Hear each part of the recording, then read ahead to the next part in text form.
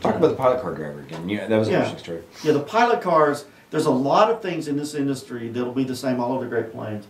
Whether you put up Met towers that test the wind or you drive a pilot car.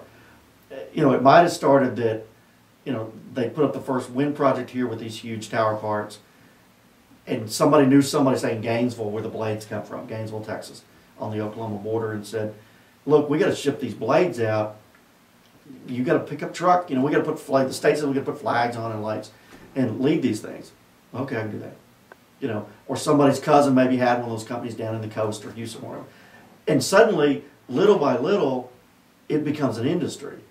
And so you might have had some guys the first year that, like a lot of stuff came from small towns like Coleman and Brownwood, but there was no history of this industry. And that's probably where somebody called and said, look, we got 200 people working down here and we're about to start shipping out this stuff. You know, my brother lives down in Coleman. He says we can get paid to drive a pickup truck and help direct traffic. And so you start with, you know, your old pickup truck, you go to Napa, you put a yellow light on the top, and maybe you gross $30,000 that year. 3 years later, maybe you're grossing $1 million with a fleet of fancy pickup trucks and real nice light bars, and you got 20 people working on your projects.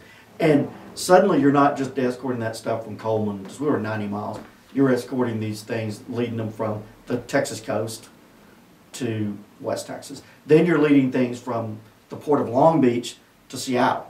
Because you work for this wind company or this major trucking company. And there's relationships. Suddenly they're working over there. They trust you and they call you. Right, because again, we look at, it's going to be this way all across the Great Plains. I mean, we presume that we have the world's largest concentration of skilled wind workers here. Because we have the world's largest concentration of wind industry here.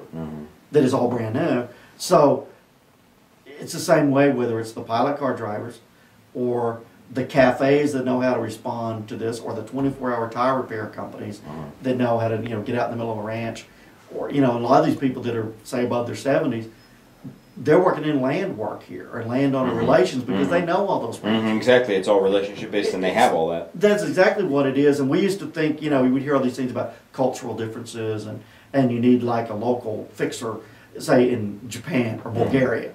Well, of course, because who's going to understand, you know, working in a unique foreign country? Well, we didn't understand that these other guys are coming from Ireland and Germany and Italy. We're the unique foreign country. Yeah, right.